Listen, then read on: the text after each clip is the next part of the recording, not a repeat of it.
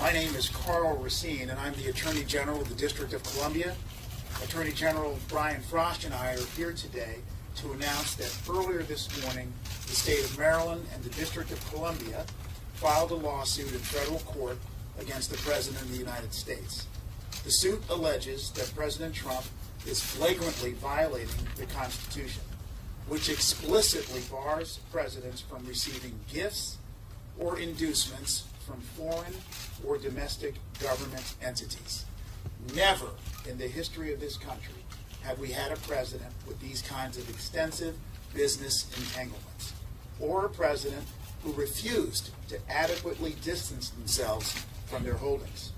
President Trump's businesses and his dealings violate the Constitution's anti-corruption provisions, known as the emoluments clauses. The framers included these two anti-corruption provisions to prevent foreign and domestic entities from seeking to influence the president by bestowing money or other things of value on him. Why did the framers include these clauses? It was all about corruption. As Alexander Hamilton wrote, one of the weak sides of republics, among their numerous advantages, is that they afford too easy an inlet to foreign corruption. The framers knew that government entities, foreign and domestic, would of course try to use things of value to influence or induce the president to do their bidding instead of that of the American people. And now we see it every day. My office window is just a few floors above where we're sitting today, and I can tell you that as I look out the window and see the tower of the Trump International Hotel, we know exactly what's going on every single day. We know that foreign governments are spending money there in order to curry favor with the President of the United States. Just one example, the Kingdom of Saudi Arabia, whose government has important business and policy before the President of the United States, has already spent hundreds of thousands of dollars at the Trump International Hotel. And that hotel is but one example of how President Trump's vast global businesses and that empire he has is entangled with foreign and state government interest.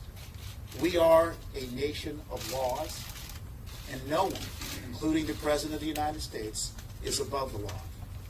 No one, not even the President, can be allowed to endanger our democracy and erode our faith in our institutions. But just as at the time they're needed the most, traditional checks and balances are failing us. First, by not divesting from his businesses, the President has chosen to put himself and our country in the situation we find ourselves today. And every time the President has spoken about drawing a line between his presidency and his businesses, he's walked his promises back. Second, the Republican-controlled Congress has wholly failed to fulfill its responsibility of serving as a check and balance on the President, and has thus far given the President a total pass on his business entanglements. State attorney generals answer to the people of their jurisdictions, and we have a duty to enforce the law, and that's why we're taking action today. Like the unfairly maligned press corps and the courts, state attorney generals are serving as a necessary check and balance in the Trump era where others fail. We are the officials who brought the lawsuits that stopped President Trump's unconstitutional and un-American Muslim travel ban.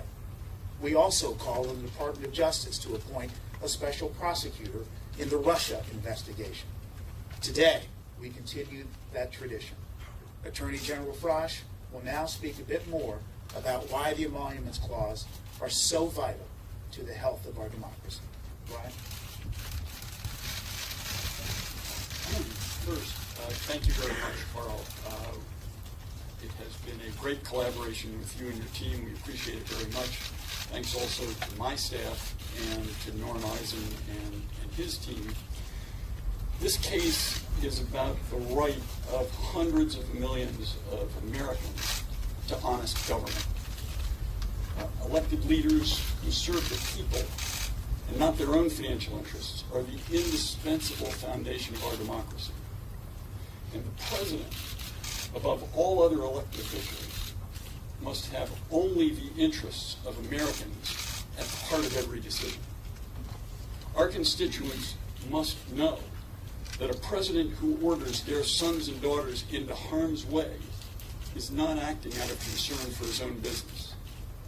They must know that we will not enter into a treaty with another nation because the president owns a golf course there. They must know that we will not change our trade policy because a foreign government patronizes the president's hotels or resorts, and that the president will not favor one state over another with millions of dollars of federal money because one state has given his business a tax break. Never in our history has a president maintained a domestic and international business empire where his personal interests are tangled up with the policy interests of our country, or where those personal interests could affect decisions about every aspect of American life, from national security to public health, from protection of consumers to protection of natural resources. It's unprecedented that the American people must question day after day whether decisions are made and actions are taken to benefit the United States or to benefit Donald Trump. The framers of the Constitution understood these dangers, and that's why they wrote the emoluments clauses. That's why they made clear that the president cannot accept a foreign emolument of any kind whatever. They anticipated the corrosive dangers of even the appearance of compromised government. The president's conflicts of interests threaten our democracy. It's that simple. We cannot allow the constant barrage of questionable activities to make us numb. We cannot treat the president's ongoing violations of the Constitution and his disregard of the rights of the American people as the new and acceptable status quo. Here's a little about what we know so far about what the president has done. He's pitched the Trump International Hotel to foreign diplomats and to government officials. He appears frequently at Trump establishments using his role as president as a marketing device to raise their public profile. He's paid by companies owned by foreign governments, including China, which lease space at Trump Tower. He continues to take money from foreign governments, including Saudi Arabia, India, Afghanistan, and Qatar, who own property in Trump World Tower and pay him charges associated with those properties. He doubled the fees at Mar-a-Lago after he was elected from $100,000 to $200,000. He hosts foreign leaders there, using the trappings of the presidency to heighten its profile. He even promoted his resort on a State Department website and on embassy websites. He's pursued trademark protection in China for 10 years. He was unsuccessful the entire time. During his campaign and after his election, he indicated he might end the one China policy. But on February 9th, he met with the president of China, pledged to continue the one China policy. 5 days later, China gave him trademark protection. He doesn't appear to understand or care about these violations of the Constitution that he swore to uphold and protect. He flouts them. He brags about them, and as we now know from his tweets, he has little respect for the rule of law, and he has little respect for the court's ability to enforce the law. We do not sue the President of the United States casually. I wish President Trump had addressed these issues, these violations himself, but he has not, and they must be addressed and remedied. As Thomas Paine wrote in American Crisis, those who expect to reap the blessings of freedom must undergo the fatigue of supporting them. We're acting to uphold the Constitution and protect what is fundamental to our free and functioning democracy, a president who governs with undivided loyalty to the country and to the people that he serves. As Franklin Roosevelt said, the president's sole thought is the welfare of the United States of America. All Marylanders and all Americans deserve no less. Thank you very much. We're happy to take questions. Tom? Well, aren't you just two Democratic attorneys general harassing the President of the United States? Is it partisan? This is not partisan. We happen to be two Democratic attorney generals. I think clearly Brian and my comments, and if you take a look at the complaint, would apply if, for whatever reason in the future, Oprah Winfrey or Mark Zuckerberg became president, and they wanted to continue their business operation, and they were marketing and benefiting and prospering from their business operations through foreign and domestic emoluments. President Obama said, his lawyers have said that these are market rate charges and that they are going to be donated with foreign sources to the U.S. Treasury. Why is that not good enough? And do you have any evidence so far that there has actually been an influence on policy? Well, we pointed out that he's changed his policy on China. He's changed his policies on Russia, but it's not important why. The point is that the appearance and the fact of his taking payments from foreign countries violates the Constitution. It puts democracy at risk when the president is corruptible, and the payments that he's received may be corrupting them. They certainly violate the Constitution. The emoluments clause has not been tested. Why do you think they're going to be successful? You're quite right that the emoluments clauses themselves have not been tested, certainly by the Supreme Court or federal circuit courts. There are cases pending that we're mindful of in that regard. The case pending in the Southern District of New York is an interesting case that, frankly, we're supportive of. And we think that our case will also further develop the record and the law for the court, which obviously will ultimately be the final arbiter, a necessary cog in the check and balance wheel. I do want to make a point. It was your question. I don't know your name. Ms. Brennan. You suggested that why are we dissatisfied with the moves the president has taken thus far? Well, you know, and the American public knows, that the president sometimes says things he doesn't mean. And the president, in regards to separating from his businesses, has said a lot.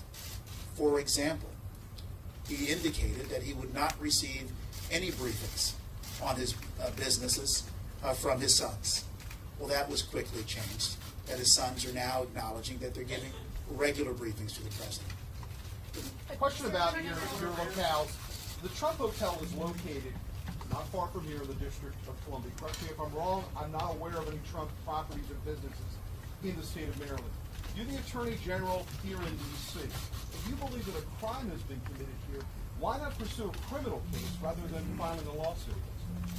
Well, I'm certainly not asserting that a criminal case is appropriate. What we're saying is that the Constitution is being violated, and we believe the appropriate means to stop it is through an enjoyment action in the courts. Now, look, of course, the District of Columbia, just like the Federal District Court in Maryland, have jurisdiction.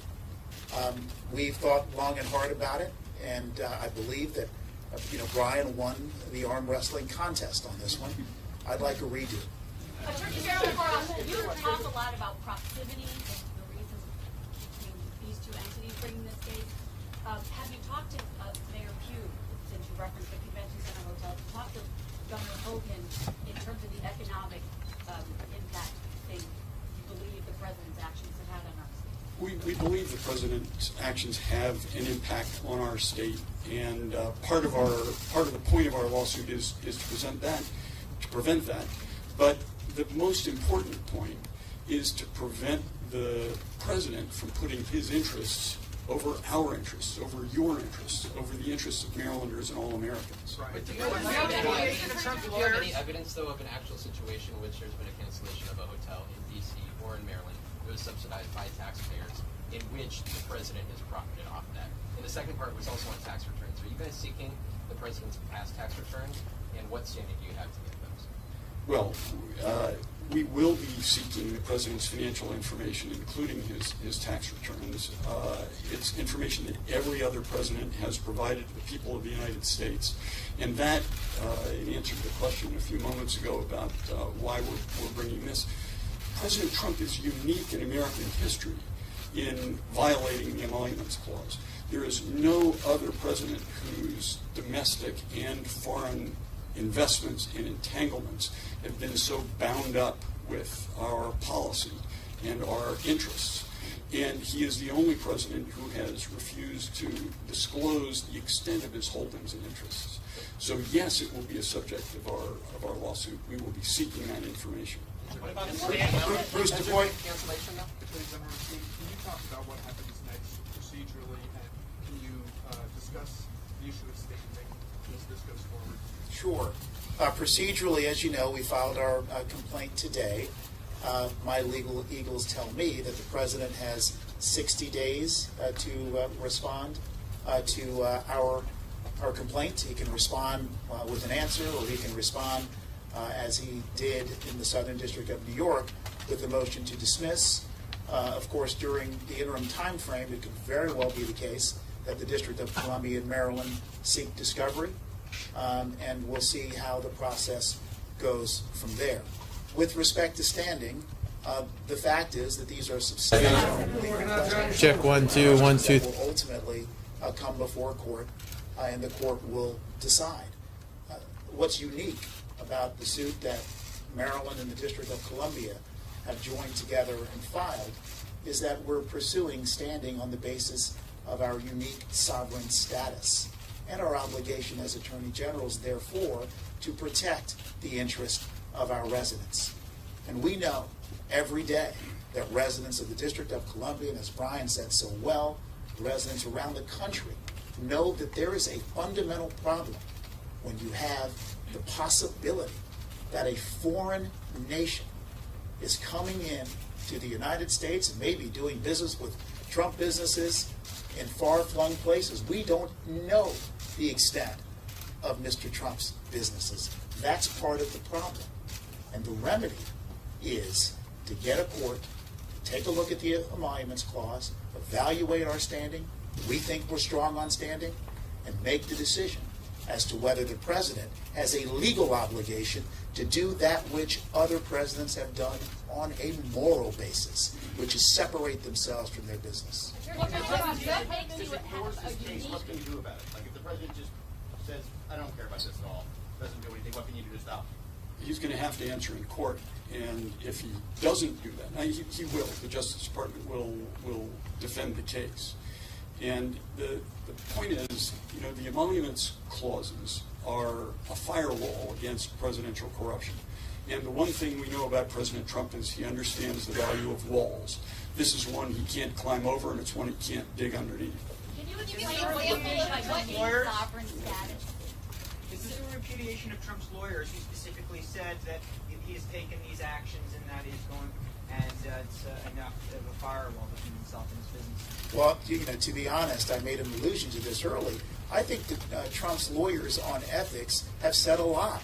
And what we've seen are, time and time again, what they've suggested are the protective measures that the president has taken have not been taken. And what are we to do? Sit back and allow the president to police himself? This is America. We have a constitution. Our founding fathers were concerned about corruption. They were concerned about a president of the United States not focusing on the people's business, but being worried about personal business. What we're doing is exactly what is necessary in this circumstance, and we look forward to the litigation in court. What kind of remedy that you're seeking, what the contours of the court injunction would look like that would satisfy you at the end of all of So we're asking, number one, for a declaratory judgment from the court that the president has violated the Constitution. Number two, we're asking that the court enjoin him from continuing those violations. How the court fashions that remedy is up to the court, but that's the relief that we're asking for. What could that look like short of him not being president if he doesn't give up his business contract? Well, being the president of the United States is a great privilege. It's not a right. Mr. Trump knew what the rules were when he filed for his candidacy. It's up to him at some point to decide whether, if the court says you can't both run these businesses with all these foreign entanglements, with all these emoluments, with all these payments, you can't continue to do that and continue to be president, then he'll have to choose. But right now, we don't know whether he's picking himself or whether he's picking us to favor in the many policy decisions that he makes. So what concrete evidence to harm, though, have your citizens endured? What are you going to be showing to the courts as concrete evidence of harm to them? We don't have to show harm. We believe there's been harm. We don't have to show harm. I mean, the fact that he is taking payments from foreign governments, from states, his post office hotel is an emolument. My friend, Congressman Jamie Raskin, refers to it as the Washington emolument. But the fact that he's got a lease from the United States government, and when the lease itself says that it can't be held in any part by an official of the United States government, that's an emolument. He's granted it to himself. The GSA ruled after he put in his appointee that it wasn't in violation of the lease despite the specific provisions of the lease. That's an emolument. Can you explain, Mr. Racine, what you mean by unique sovereign status that D.C. and Maryland have? Sure. The unique sovereign status derives from the common law powers and duties of attorney generals to look out and indeed protect the residents of their states. Those powers are not explicitly defined because we can't predict every type of harm that residents of a particular state are going to confront. But what they do mean is that when residents of a state and a jurisdiction like the District of Columbia are harmed by a constitutional violation, again, let's focus on what we're talking about here. We're concerned that foreign governments are coming to the Trump businesses for the single purpose of currying special favor from the President of the United States so that their interest can get a higher priority than the interest of the American people. If that's not a harm to every American citizen and every resident in the District of Columbia in Maryland, I don't know what is. Did any other states consider joining this lawsuit that they have Trump properties in, or can they join it now or later? Other states are welcome to join this lawsuit, and it may be that some are considering it. I would say, with respect to the question that was asked a few minutes ago, we would welcome Republican attorneys general to this cause. It affects their citizens, and it affects ours as well. Which of you initiated this? Who called who? Tom, we're on our. Somebody had to initiate it. Somebody had to say, "Okay, let's do this." Well, I think what happens, to be honest, Tom, that's a fair question, certainly. What happens is somebody initiates a call, hey, what do you think about this?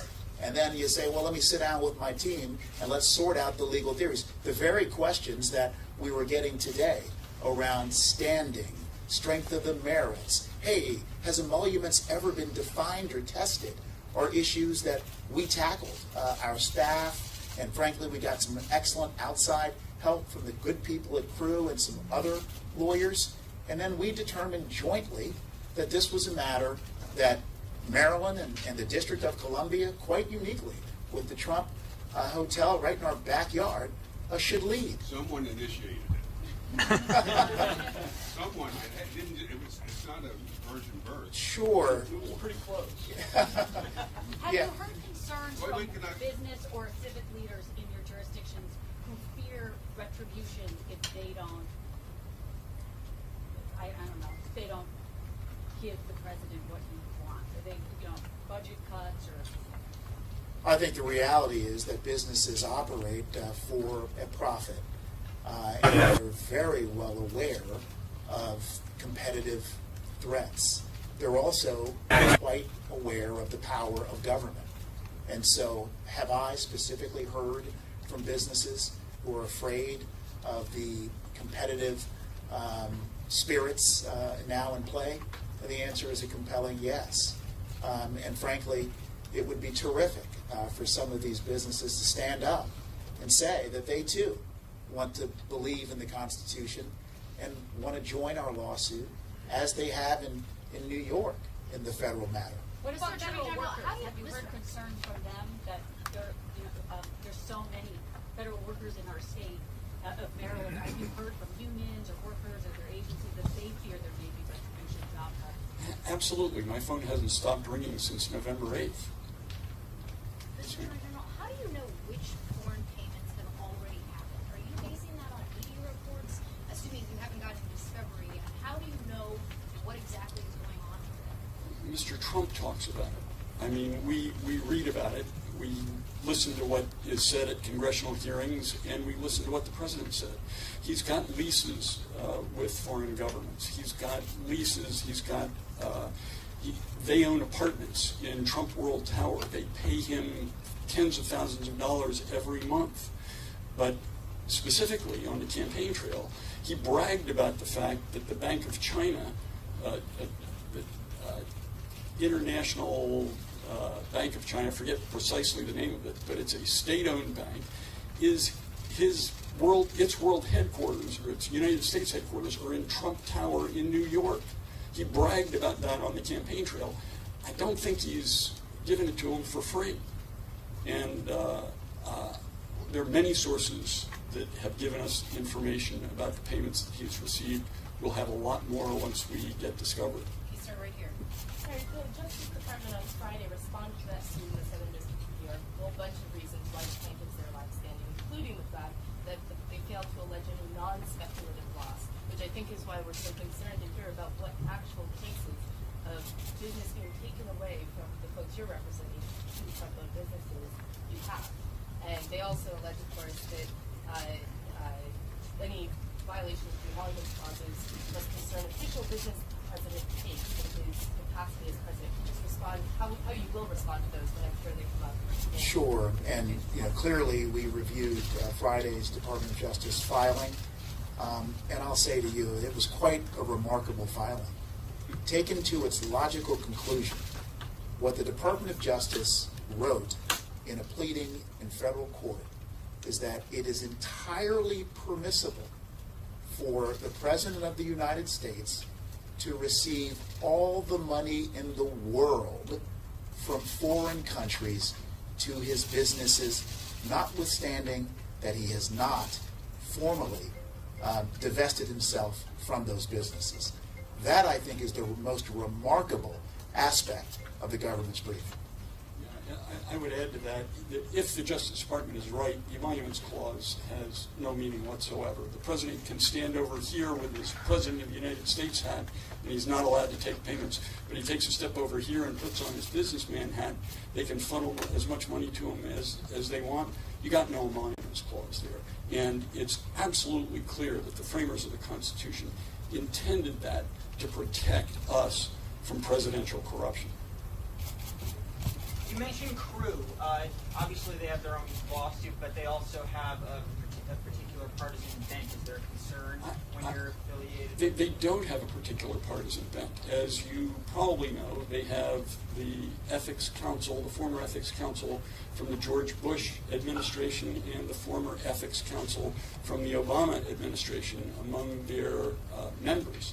And they're superb lawyers, and their view is both nonpartisan and right.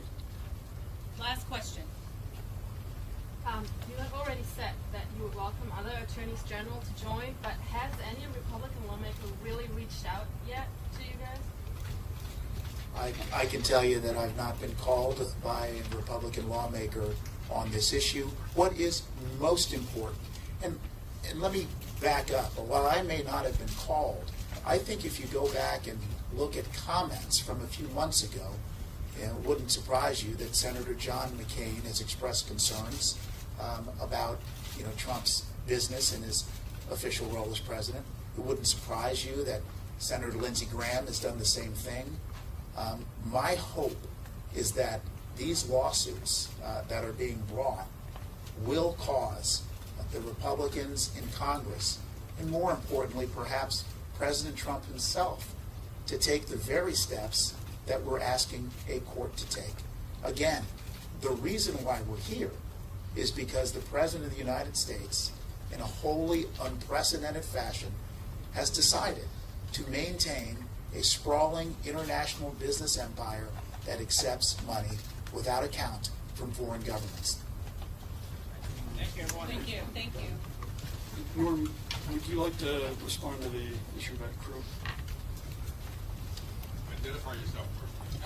Hello, everyone. I'm Norm Eisen. I'm the chairman of the board of Citizens for Responsibility and Ethics in Washington. We're very pleased to serve as pro bono outside counsel for D.C. and Maryland, to work with General Frosch and General Racine in this case. I will say that it is a bipartisan legal team in the sense that, as the general stated, my vice chair of crew, Richard Painter, was the George W. Bush era White House ethics czar. I had that honor of serving in that capacity for Barack Obama.